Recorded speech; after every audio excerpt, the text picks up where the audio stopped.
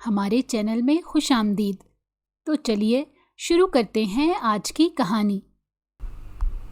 شادی کا خواب ہر لڑکی دیکھتی ہے، مگر میرے خوابوں کی جو بھیانک تعبیر مجھے ملی تھی اس نے مجھ سے سب کچھ چھین لیا۔ کاش میری آنکھیں وہ سب دیکھنے سے پہلے ہی بند ہو جاتی، مگر ایسا نہیں ہوا، اور جو میں نے اپنی زندگی میں اپنے ساتھ ہوتے ہوئے دیکھا اس کی وجہ سے میرا یقین ہی ہر چیز سے اٹھ گیا تھا۔ آج میں جہاں رہتی ہوں وہاں مجھ جیسے اور بھی لوگ ہیں، مگر کوئی میرا اپنا نہیں۔ اس کے باوجود میں سکون میں ہوں۔ میری زندگی آزمائشوں سے بھری ہی رہی ہے۔ جب میں 10 سال کی تھی تو میری اماں مجھے اکیلا چھوڑ کر دنیا سے چلی گئی اور میں اپنے ابا کے سہارے زندگی گزارنے لگی۔ وہ عمر کا ایسا دور تھا جب میں بچپن سے لڑکپن کی طرف جا رہی تھی اور مجھے ماں کے روپ میں ایک دوست کی بہت زیادہ ضرورت تھی، مگر اماں کی بیماری نے اماں کو میرے پاس رہنے نہیں دیا۔ ابا تو ویسے بھی اپنی دکان کے کاموں میں الجھے رہتے تھے اور میں ان سے زیادہ قریب بھی نہیں تھی، مگر اماں کے جانے کے بعد ابا نے مجھے بہت پیار دیا، میرا بہت خیال رکھنے لگے۔ دکان سے 2-3 چکر گھر کے لگا لیتے اور بار بار فون کر کے میرا پوچھتے رہتے۔ کبھی میرے لیے کھانے کی کوئی چیز لاتے تو کبھی کوئی۔ اس طرح آہستہ آہستہ ابا ہی میری ماں اور سہیلی بن گئے۔ میرا نام کرن ہے۔ میں اماں ابا کی اکلوتی اولاد نہیں تھی۔ میرے علاوہ اور مجھ سے پہلے میرے 4 بہن بھائی اس دنیا میں آئے اور بچپن میں ہی انتقال کر گئے تھے۔ ابا بتاتے تھے میری پہلی بڑی 2 بہنیں 6 اور 7 دن کی ہو کر مر گئی تھیں، اور پھر ایک بھائی پیدا ہوا جو صرف 1 دن زندہ رہا۔ اس کے بعد ایک اور بہن نے اس دنیا میں آنکھ کھولی، مگر وہ جسمانی اور ذہنی طور پر صحت مند نہیں تھی اور پیدائش کے بعد 2 ہفتے زندہ رہی۔ اماں ابا کی شادی کو 6-7 سال کا عرصہ گزر گیا تھا، مگر ان کے آنگن میں اولاد جیسا پھول نہیں مہک رہا تھا۔ اماں ابا نے بہت منتیں مرادیں مانگی، جانے کہاں کہاں جا کر دعائیں مانگتے، پھر کہیں جا کر 2-3 سال مزید گزرنے کے بعد بہت منتوں مرادوں کے بعد اماں ابا نے مجھے پایا تھا۔ میری بدقسمتی کہ میری پیدائش کے وقت اماں کو خون کی شدید کمی ہو گئی تھی، اور اس کے بعد انہیں اکثر بخار رہنے لگا جو بعد میں ہڈیوں میں رچ بس گیا۔ میں نے اپنی 10 سال کی زندگی میں اماں کو بیمار ہی دیکھا تھا۔ وہ مجھ سے بہت زیادہ پیار کرتی تھی، ہر وقت مجھے اپنی آنکھوں کے سامنے ہی رکھتی تھی۔ بیمار رہنے کے باوجود میرے سارے کام اپنے ہاتھوں سے کرتی، میرے بال بناتی، میرے لیے طرح طرح کے کپڑے سیتی رہتی۔ وہ مجھ سے کہا کرتی تھی کہ میں ان کی اندھیری زندگی میں روشنی جیسی ہوں، اس لیے انہوں نے میرا نام کرن رکھا تھا۔ مجھے ان کے جانے کے بعد کافی عرصے تک یقین نہیں ہوتا تھا کہ وہ مجھے چھوڑ کر بھی جا سکتی ہیں۔ میرے ابا کی کریانے کی چھوٹی سی دکان تھی جو گھر کی گلی سے 2-3 گلی چھوڑ کر مین روڈ پر ہی تھی، اسی لیے ابا گھر چکر لگاتے رہتے تھے۔ اماں کے انتقال کے بعد میری پھپھو 1-1.5 مہینہ میرے پاس ہمارے گھر میں رہنے لگ گئی تھی، کیونکہ ایک تو میں بہت چھوٹی تھی اور پھر میں اماں کے بغیر کبھی رہتی ہی نہیں تھی۔ پھر جب پھپھو چلی گئیں تو ابا نے بڑی مہارت سے گھر کو بھی سنبھال لیا۔ رات کو ہی وہ کھانا بنا کر فریج میں رکھ دیتے تھے، صبح ناشتہ بنا کر مجھے بھی کھلاتے اور اسکول چھوڑ کر خود دکان پر چلے جاتے۔ دوپہر کو اسکول سے لینے بھی آتے اور کھانا کھلا کر پھر دکان پر چلے جاتے، اور رات جب تک دکان کھلی رہتی ابا گھر کا چکر لگاتے رہتے۔ ابا کی غیر موجودگی میں میں گھر کا دروازہ اندر سے بند نہیں کرتی تھی، کیونکہ ابا باہر سے تالا لگا کر جایا کرتے تھے۔ میں ویسے ہی بہت ڈرپوک سی بچی تھی، لیکن اماں کے یوں اچانک مجھ سے جدا ہو جانے کی وجہ سے میں ذہنی طور پر بہت زیادہ اپسیٹ ہو گئی تھی۔ میرا پڑھائی میں دل نہیں لگتا تھا، بلکہ میں اسکول جاتے ہوئے اور اسکول میں جا کر بھی روتی ہی رہتی تھی۔ پھر ایک مرتبہ ایسا ہوا کہ اسکول کا کام ٹھیک سے نہ کرنے کی وجہ سے ٹیچر نے مجھے بہت ڈانٹا، تو اس کے بعد میں نے اسکول نہ جانے کی ضد پکڑ لی۔ ابا نے میری حالت دیکھتے ہوئے مجھے اسکول سے ہٹا لیا اور پھر میں کبھی اسکول ہی نہیں گئی۔ جب میں 12 سال کی ہوئی تو میں نے چائے بنانا سیکھ لی، گھر کی صفائی کرنے لگ گئی، برتن دھو دیتی تھی اور ایسے ہی آہستہ آہستہ گھر کے کام سنبھالنے لگ گئی۔ شاید اسی وجہ سے ابا نے بھی دوبارہ مجھے اسکول بھیجنے کا ذکر تک نہیں کیا۔ اب ہم دونوں باپ بیٹی ایک دوسرے کا سہارا تھے اور ایک دوسرے کا دکھ سکھ بانٹتے۔ کبھی کبھی میری پھپھو آ جایا کرتی تھی تو میں نے ان سے کھانا پکانا سیکھنا شروع کر دیا۔ اسی طرح زندگی گزرتی رہی اور میں 16 سال کی ہو گئی۔ میں نے گھر میں رہ کر مکمل گھرداری سیکھ لی، مگر میرے اندر بالکل بھی خود اعتمادی نہ آ سکی۔ میں اکثر ڈر جاتی تھی۔ بات بے بات پر رونا آ جاتا اور کسی سے بھی بات کرتے ہوئے بہت زیادہ سہم جایا کرتی تھی۔ مجھے اکیلے رہتے ہوئے خوف محسوس ہوتا تھا، بلکہ میں تو کہیں آنے جانے سے بھی ڈرتی تھی۔ یہی وجہ تھی کہ میں کہیں کسی شادی بیاہ میں نہیں جاتی تھی، نہ محلے میں کسی کے گھر میرا آنا جانا تھا۔ اسی وجہ سے میری کوئی سہیلی بھی نہیں تھی۔ ایک مرتبہ ایسا ہوا کہ رات کے وقت میں اور ابا صحن میں سو رہے تھے۔ گرمیوں کے دن تھے۔ مجھے ایسا محسوس ہوا کہ چھت پر کوئی چل پھر رہا ہے، مگر وہ میرا وہم تھا۔ اس کے بعد میں نے کوئی ڈراؤنا خواب دیکھا اور چیخیں مار کے اٹھ گئی۔ پھر اس دن کے بعد سے صحن میں سونا بھی چھوڑ دیا۔ ابا کہتے تھے کہ ایسے میں زندگی میں کبھی آگے نہیں بڑھ سکوں گی، مگر میرے اندر کا خوف ہمیشہ میرا سایہ بن کر میرے ساتھ ساتھ رہتا تھا۔ میری تو کوئی سہیلی نہیں تھی، مگر میرے ابا کے کافی دوست یار تھے، مگر ایک دوست بہت قریبی تھے۔ ابا اور ان کی دوستی بچپن سے تھی اور زندگی کے کئی اتار چڑھاؤ ان دونوں نے ساتھ دیکھے تھے۔ اکثر انکل گھر بھی آتے اور ان کو میرے ہاتھ کا کھانا بہت پسند تھا۔ مجھے بیٹی کی طرح محبت اور شفقت دیتے تھے۔ وہ جتنے ابا کی زندگی میں اہم تھے، اتنے ہی اہم کردار ان کا میری زندگی میں بھی ہو گیا تھا۔ ہوا کچھ یوں کہ جب میں 18 سال کی ہوئی تو ابا کو اچانک ہارٹ اٹیک آ گیا، جس کی وجہ سے وہ بہت کمزور ہو گئے اور بیمار رہنے لگے۔ ایسے وقت میں انکل خالد نے ہی ابا اور دکان کو سہارا دیا۔ ان کی اپنی دکان بھی ابا کی دکان سے 2-4 دکانیں آگے تھی، اسی لیے آسانی سے وہ ابا کی بھی دکان سنبھال لیتے تھے۔ ابا کو ڈاکٹر نے زیادہ کام کرنے سے منع کر دیا تھا اور کسی قسم کی ٹینشن لینے سے بھی سختی سے منع کیا تھا، مگر ان کی زندگی کی سب سے بڑی ٹینشن تو میں ہی تھی۔ ایک دن ابا کی طبیعت زیادہ خراب ہو گئی تو انہوں نے مجھے اپنے پاس بلایا اور کہنے لگے کہ وہ میرا رشتہ انکل خالد کے بیٹے سعد سے کر رہے ہیں۔ میں ان کی بات سن کر ایک دم پریشان ہو گئی، کیونکہ سعد تو ڈاکٹر تھے اور میں ٹھہری ان پڑھ اور سدا کی ڈرپوک۔ بھلا میرا اور ان کا کیا جوڑ بنتا تھا؟ مگر میں ابا سے کچھ نہیں کہہ سکی۔ ابا نے اپنی بات جاری رکھتے ہوئے کہا کہ ان کی زندگی کا کوئی بھروسہ نہیں ہے، تو ایسے میں وہ مجھے کسی کی ذمہ داری میں چھوڑنا چاہتے ہیں تاکہ وہ سکون سے مر سکیں۔ ابا کی باتیں سن کر میرا دل تڑپ گیا اور میں رونے لگ گئی، مگر میں نے زندگی میں پہلی بار ابا کو کسی بات کے لیے انکار کرنا چاہا تھا۔ کوشش بھی کی مگر انکار نہیں کر سکی۔ میں خاموش ہو گئی کیونکہ مجھے پورا یقین تھا کہ میرے ابا کو کچھ نہیں ہوگا اور وہ میرے ساتھ ہی رہیں گے۔ پھر مجھے ڈاکٹر سعد کیسے کامیاب انسان سے شادی کر کے ان پر بوجھ بننے کی ضرورت پیش نہیں آئے گی، مگر یہ سب میرا وہم تھا۔ اس بات کے 2 ہفتوں بعد ابا کو دوبارہ ہارٹ اٹیک ہوا اور وہ ہاسپٹل میں ایڈمٹ ہو گئے۔ ان کی حالت بہت سیریس تھی۔ انہوں نے انکل خالد کو بلا کر اکیلے میں کچھ باتیں کیں۔ کچھ دیر بعد انکل باہر چلے گئے اور جب واپس آئے تو ان کے ساتھ ان کا بیٹا سعد اور نکاح خواں بھی تھا۔ میں پہلے ہی ابا کے لیے بے حد پریشان تھی، ایسے میں میرے نکاح کی تیاری ہو گئی تھی۔ میں مزید پریشان ہو گئی۔ ابا نے مجھے کمرے میں بلا لیا اور وہیں ہاسپٹل کے کمرے میں 4 بندوں کی موجودگی میں میرا نکاح پڑھوا دیا گیا۔ میں نے تو آنکھ اٹھا کر سعد کی طرف دیکھا تک نہیں تھا، اس لیے مجھے اندازہ ہی نہیں ہوا کہ وہ اس نکاح سے خوش تھے یا نہیں، اور مجھے تو یہی معلوم نہیں تھا کہ میں خود خوش تھی یا نہیں۔ مجھے تو بس ابا کی فکر تھی، اور اتنی تھی کہ بتا نہیں سکتی۔ ابا کی حالت ٹھیک نہیں تھی، وہ بہت بے چین تھے، مگر میرے نکاح کے بعد ان کی بے چینی کم ہو گئی تھی۔ اس کے بعد ابا مزید 1 ہفتہ ہاسپٹل میں ایڈمٹ رہے، پھر ڈاکٹر نے ان کو ڈسچارج کر دیا، مگر مکمل بیڈ ریسٹ کی تاکید کی۔ میں نے اللہ کا بے شمار شکر ادا کیا کہ ابا گھر آ گئے تھے۔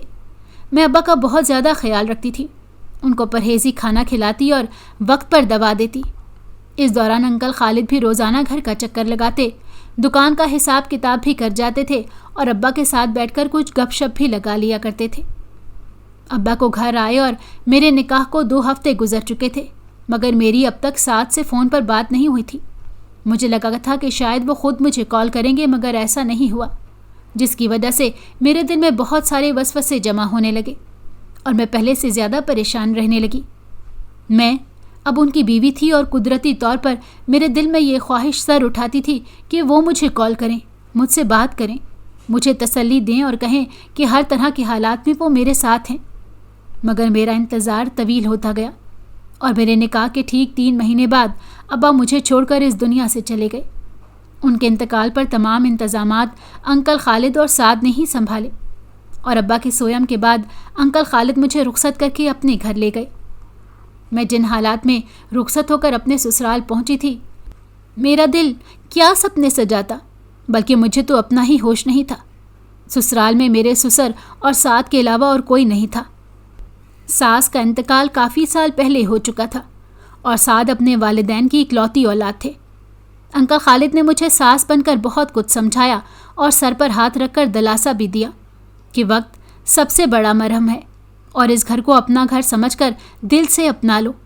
میں نے بھی انکل کی باتوں کو پلو سے باندھ لیا اور اس گھر کو، اس گھر کے رہنے والوں کو اپنا سب کچھ مان لیا تھا۔ میری اس گھر میں پہلی رات تھی اور میرا دل خوف اور وسوسوں سے بھرا پڑا تھا۔ میں ان پڑھ اور عام شکل و صورت کی لڑکی تھی، جبکہ سعد بے حد خوبصورت شخصیت کے مالک اور ایک کامیاب ڈاکٹر تھے۔ ہم دونوں کی عمر میں 7-8 سال کا فرق تھا۔ میں ڈرتی تھی کہ پتہ نہیں ان کو مجھ جیسی عام سی لڑکی پسند آئے گی یا نہیں، اور اسی ڈر کے ساتھ اپنے کمرے میں بیٹھی سعد کا انتظار کر رہی تھی۔ جب وہ آئے تو میرا دل جیسے بند ہو رہا تھا، مگر انہوں نے مجھ سے بڑی اپنائیت اور محبت سے بات کی اور مجھے ابا کے جانے پر دلاسا دیا۔ میں ان کی باتوں سے یہی اندازہ لگا پائی کہ وہ بہت اچھے دل کے مالک ہیں اور احساس کرنے والے انسان ہیں۔ وہ بولتے جا رہے تھے، دھیما دھیما، میٹھا میٹھا لہجہ اور سمجھداری والی باتیں کرتے ہوئے وہ مجھے بہت اچھے لگ رہے تھے۔ میں غور سے ان کو سن رہی تھی اور آہستہ آہستہ میرا ڈر کم ہوتا جا رہا تھا۔ جانے کتنی رات گزر چکی تھی۔ باتیں کرتے کرتے جب کافی دیر ہو گئی تو سعد اٹھے اور الماری میں سے کچھ دوائیں نکالنے لگے۔ پھر ایک گولی اور پانی کا گلاس میری جانب بڑھاتے ہوئے کہنے لگے، یہ گولی کھا لو، یہ طاقت کی دوا ہے، اس سے تمہیں نیند بھی اچھی آئے گی اور صحت بھی بہتر ہوگی۔ میں ان کی بات کیسے ٹال سکتی تھی؟ گولی ان کے ہاتھ سے لی اور پانی کے ساتھ نگل کر میں لیٹ گئی۔ لیٹنے سے کچھ دیر پہلے ہی مجھے نیند آ گئی۔ صبح جب میری آنکھ کھلی تو 10 بج رہے تھے۔ مجھے سمجھ ہی نہیں آ رہی تھی کہ میں اتنی زیادہ دیر تک کیسے سو سکتی ہوں، کیونکہ مجھے تو ہمیشہ سے جلدی اٹھنے کی عادت تھی، اور آج زندگی میں پہلی بار ایسا ہوا تھا کہ میں اتنی دیر تک اتنی گہری نیند سوتی رہی۔ میں فٹافٹ بیڈ سے اٹھی اور چینج کرنے کے دوران خود سے شرمندہ ہوتی رہی کہ میرا اس گھر میں بطور بہو پہلا دن تھا اور میں اتنی دیر تک سوتی رہی۔ مجھے تو صبح سویرے اٹھ کر ناشتہ بنانا چاہیے تھا۔ سعد بھی کمرے میں نہیں تھے، شاید وہ ہاسپٹل جا چکے تھے۔ میں فٹافٹ کمرے سے باہر آئی تو گھر میں کوئی موجود نہیں تھا۔ ابا تھے نہ سعد۔ میں کچن میں گئی تو سب کچھ سمٹا سمٹایا پڑا تھا۔ مجھے رہ رہ کر خود پر غصہ آ رہا تھا کہ میں اتنی گہری نیند سوئی ہی کیوں۔ میں نے ناشتہ بنایا اور پھر سعد کو کال کی تو سعد نے کال اٹھا کر بزی ہونے کا کہہ کر فون بند کر دیا۔ انکل خالد کو کال کی تو پتہ چلا کہ وہ دکان پر ہے۔ انہوں نے مجھے کہا کہ فریج میں کھانے پینے کی ہر چیز رکھی ہے، جو پکانا چاہو پکا لو، لیکن وہ دونوں شام کو آئیں گے۔ میں نے شام تک رات کے کھانے کی تیاری کی اور 2-3 ڈشیں تیار کر لی۔ جب انکل اور سعد آئے تو دونوں بہت خوش تھے۔ سب نے خوشگوار ماحول میں کھانا کھایا۔ اس کے بعد انکل اپنی نائٹ واک کے لیے باہر چلے گئے اور میں سعد کے ساتھ کمرے میں سونے چلی گئی۔ کچھ دیر بعد سعد نے مجھے گولی کھلا دی اور میں باتیں کرتے کرتے جانے کب نیند کی آغوش میں چلی گئی، مجھے پتہ ہی نہیں چلا۔ میری شادی کو 1.5 ہفتہ گزرا تو انکل خالد نے مجھے بتایا کہ انہوں نے ابا کی دکان اور میرے نام کروا کے دونوں کرائے پر اٹھا دی ہیں اور کاغذات پر مجھ سے سائن لیے۔ پھر وہ کاغذات میرے حوالے کر دیے اور تاکید کی کہ سنبھال کر رکھنا، زندگی میں کبھی بھی وہ گھر اور دکان کام آ سکتے ہیں۔ میں نے شکر گزار آنکھوں سے انکل کی طرف دیکھا۔ ان میں مجھے ہمیشہ ابا کی جھلک دکھائی دیا کرتی تھی، لیکن مجھے نہیں معلوم تھا کہ ابا کی طرح ہی انکل بھی مجھے جلدی چھوڑ جائیں گے۔ ہوا کچھ یوں کہ ایک دن دکان سے گھر آتے ہوئے ان کا ایکسیڈنٹ ہو گیا اور وہ زندگی کی بازی ہار گئے۔ میری شادی کو 1 ماہ ہونے والا تھا جب یہ حادثہ پیش آیا۔ انکل کے جانے کے بعد گھر اور سونا لگنے لگا۔ وہ دنیا سے تو چلے گئے مگر ابا کی طرح میرے لیے کچھ کر کے ہی گئے۔ میری دکان اور گھر کا کرایہ ہر ماہ میرے اکاؤنٹ میں آ جاتا تھا۔ انکل نے ہی مجھے موبائل پر اکاؤنٹ ہینڈل کرنا سکھایا تھا۔ یہ 1 ماہ بہت اچھا گزرا تھا، مگر انکل کے جاتے ہی بہت کچھ بدلنے لگا۔ سعد اب بھی مجھے روز طاقت کی گولی کھلاتے تھے، مگر اب ایسا ہونے لگا تھا کہ جب میں صبح اٹھتی تو میرے جسم میں درد ہوتا تھا۔ گھر کے کام کاج کرتے ہوئے مجھے بہت تھکن محسوس ہونے لگ جاتی اور میرا دل چاہتا میں بس سوئی رہوں۔ میں نے جب مزید کچھ دن اپنی ایسی ہی حالت دیکھی تو سعد سے اس بات کا ذکر کیا۔ مگر سعد نے وہی جواب دیا کہ مجھے کمزوری ہے، اسی وجہ سے میرے ساتھ ایسا ہوتا ہے۔ میں سعد کو کیا کہتی، بس خاموش ہو جایا کرتی تھی، مگر میں نوٹ کر رہی تھی کہ سعد مجھ سے اب زیادہ بات چیت نہیں کرتے تھے، بلکہ لیے دیے انداز میں رہتے تھے۔ ہم دونوں کے درمیان اب تک اجنبیوں والا رشتہ تھا، لگتا ہی نہیں تھا کہ ہم میاں بیوی ہیں۔ بس ایک چھت کے نیچے رہنے اور ضرورت کے وقت بات کرنے کے علاوہ ہم دونوں میں کچھ بھی نہیں تھا۔ جب شادی کو 3 ماہ ہو گئے اور میری جسمانی حالت عجیب سی ہوتی گئی تو میں پریشان ہو گئی۔ روز رات کو گولی کھا کر فوراً سو جاتی تھی اور صبح کبھی 9 بجے آنکھ کھلتی تو کبھی 10 بجے، اور کسی دن تو حد ہی ہو جاتی جب مجھے سوتے ہوئے 11 بج جاتے۔ میں جب بھی سو کر اٹھتی سعد جا چکے ہوتے تھے۔ شادی کے بعد سے اب تک ایک دن بھی ہم نے ناشتہ ایک ساتھ بیٹھ کر نہیں کیا تھا۔ ہاں، بس رات کے کھانے پر ہم ساتھ ہوتے، مگر اب تو وہ بھی ختم ہوتا جا رہا تھا۔ سعد رات کو جب واپس آتے تو کہتے کہ کھانا کھا کر آئے ہیں، اور میں کبھی اکیلے ہی کھانا کھا لیتی اور کبھی یوں ہی سونے کو لیٹ جاتی، مگر سعد لازمی مجھے گولی کھلا کر ہی سلاتے تھے۔ اب تو مجھے شک ہونے لگا تھا کہ یہ جو گولی سعد مجھے دیتے ہیں وہ کوئی عام گولی نہیں ہے، کیونکہ مجھے اسی سے نیند آتی تھی، پر میرے جسم کا درد میری سمجھ سے باہر تھا۔ ایک رات میں نے اپنے موبائل کا کیمرہ آن کر کے میز پر رکھ دیا اور خود گولی کھا کر سو گئی۔ جب صبح آنکھ کھلی تو سعد جا چکے تھے۔ میں نے فوراً موبائل چیک کیا تو مجھے بہت افسوس ہوا کہ ویڈیو نہیں بن سکی تھی۔ میں نے پھر دوسری رات ٹھیک سے موبائل سیٹ کر کے رکھا، اور اگلے دن جب ویڈیو دیکھی تو میرے پیروں کے نیچے سے زمین نکل گئی۔ کیمرے میں جو ریکارڈ ہوا تھا وہ میرے لیے ناقابل یقین تھا۔ میں نے دیکھا کہ میرے سونے کے بعد سعد اٹھے اور کمرے سے باہر چلے گئے۔ کچھ دیر بعد وہ واپس آئے اور ان کے ہاتھ میں ایک برتن تھا جس میں سے دھواں اٹھ رہا تھا۔ وہ دھواں انہوں نے میرے جسم پر دھونی کی طرح اڑانا شروع کر دیا۔ میں بیڈ پر بے ہوش پڑی تھی اور وہ مجھے دھونی دیتے رہے۔ اس کے بعد وہ کمرے سے گئے اور پھر واپس نہیں آئے۔ یہ ویڈیو دیکھ کر مجھے رونا آ گیا۔ مجھے کچھ سمجھ نہیں آ رہا تھا کہ شادی کے بعد سے اب تک ہر رات میرے ساتھ یہ سب ہوتا آ رہا تھا۔ وہ کون سی گولی مجھے دیتے ہیں، اور یہ دھواں اور دھونی کس چیز کے لیے تھے؟ میں یہ سب جاننا چاہتی تھی۔ میں نے سعد سے ایک لفظ نہیں کہا اور بالکل نارمل انداز میں اگلی رات وہ گولی کھانے کا ناٹک کیا اور گولی اپنے ہاتھ میں ہی دبا لی تاکہ سعد کو پتہ نہ چل سکے، اور پھر روز کی طرح گہری نیند سو گئی۔ مگر میں اس رات سوئی نہیں تھی، بلکہ ناٹک کر رہی تھی۔ میرے سونے کے تقریباً 5-7 منٹ بعد ہی سعد وہی دھونی کا عمل کرنے لگے اور پھر باہر چلے گئے۔ ان کے جانے کے بعد میں نے آنکھیں کھول کر دیکھا، کمرے میں وہ موجود نہیں تھے۔ میں آنکھیں بند کر کے دوبارہ لیٹ گئی۔ میری آنکھ لگ گئی اور میں اس دن صبح 7 بجے ہی جاگ گئی۔ سعد اس وقت بھی وہاں موجود نہیں تھے۔ میں نے اٹھ کر دیکھا تو وہ گھر میں کہیں نہیں ملے۔ میں 10-11 بجے تک انتظار کرتی رہی تاکہ سعد کو شک نہ ہو کہ میں جلدی جاگ گئی تھی۔ 11 بجنے کے بعد میں نے سعد کو کال کی تو وہ اپنے ہاسپٹل میں تھے۔ میں نے فوراً برقع پہنا اور رکشہ لے کر دوسرے ہاسپٹل پہنچ گئی اور وہاں لیبارٹری میں وہ گولی ٹیسٹ کے لیے دے دی۔ 2 گھنٹے وہیں بیٹھی انتظار کرتی رہی، اور جب رپورٹ ملی تو میرے اوپر پہاڑ گر پڑا۔ وہ نیند کی ایسی گولی تھی جس میں نشے کی بھی کچھ مقدار شامل تھی، اور اسی وجہ سے مجھے بہت زیادہ نیند آیا کرتی تھی۔ میں نے جس ڈاکٹر سے بات کی اس نے بتایا کہ یہ گولی جس مرکب سے تیار کی گئی ہے اس کی وجہ سے آپ کے جسم اور ہڈیوں میں درد رہتا ہے، اور اس گولی کو اگر لمبے عرصے تک ریگولر استعمال کیا جائے تو انسانی جسم مفلوج ہو سکتا ہے۔ یہ سن کر میرے ہوش اڑ گئے اور میں سوچ میں پڑ گئی کہ آخر سعد ایسا کیوں کر رہے ہیں؟ ایک ڈاکٹر ہوتے ہوئے اپنی ہی بیوی کی زندگی کے ساتھ کھیل رہے ہیں۔ میں وہ رپورٹ لے کر گھر چلی گئی، اور جب سعد واپس گھر لوٹے تو ان کو کھانا کھلا کر کمرے میں چلی گئی، اور جاتے ہی میں نے سعد سے کہا کہ مجھے گولی دے دے۔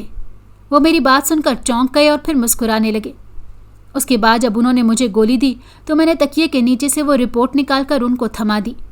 وہ حیرانی سے مجھے دیکھنے لگے، اور جب انہوں نے رپورٹ پڑھی تو بڑی ڈھٹائی سے کہنے لگے کہ اب تمہیں حقیقت معلوم ہو ہی گئی ہے تو میں بھی بتا دیتا ہوں کہ میں کسی اور لڑکی کو پسند کرتا ہوں اور اسی سے شادی کرنا چاہتا تھا، مگر ابا نے زبردستی میری شادی تم سے کر دی۔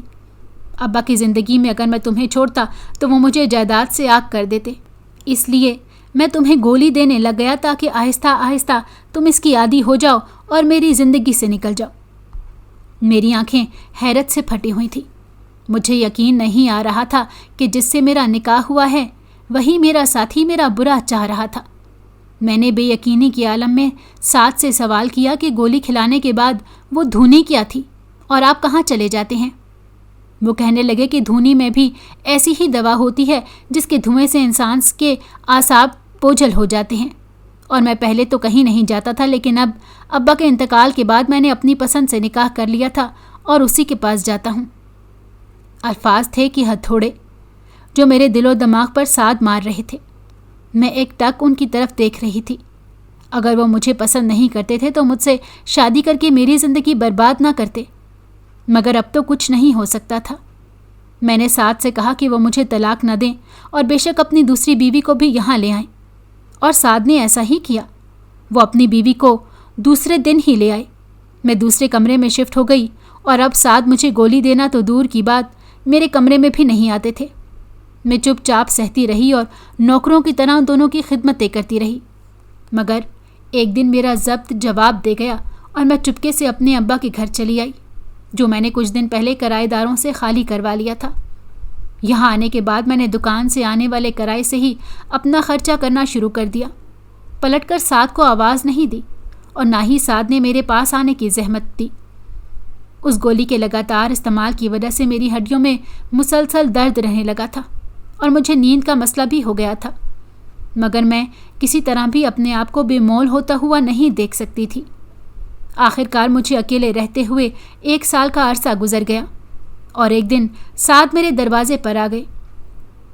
کہتے ہیں نا کہ دنیا مکافات عمل ہے، اگر کسی کے ساتھ برا کرو گے تو تمہارا کبھی بھلا نہیں ہو سکے گا۔ ایسا ہی کچھ میرے معاملے میں ہوا تھا۔ سعد کی بیوی نے سعد سے طلاق لے لی تھی۔ وہ 1 سال بھی پورا سعد کے پاس نہیں رہ سکی تھی، کیونکہ وہ بہت آزاد خیال کی واقعہ ہوئی تھی اور سعد کو چھوڑ کر چلی گئی۔ اس کے جانے کے 2 ماہ بعد تک سعد خود کو سنبھالتے رہے اور میرے پاس آنے کی ہمت کرتے رہے۔ آخر کار جب آ گئے تو مجھ سے معافی مانگنے لگے۔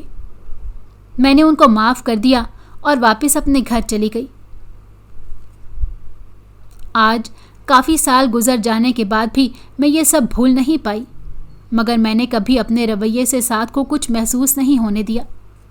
میرے 2 بچے ہیں جو بڑے ہو رہے ہیں، اور سعد بہت اچھے شوہر اور باپ ہیں، مگر ایک خلا میری ذات میں آج بھی باقی ہے جو مجھے مکمل طور پر خوش نہیں ہونے دیتا۔ سچ کہا ہے کسی نے کہ یقین کا جہاں ایک بار اجڑ جائے تو دوبارہ نہیں بستا، اور میرے ساتھ ایسا ہی ہوا تھا، مگر اس کے باوجود میں اپنے گھر کو جنت بنائے بیٹھی تھی۔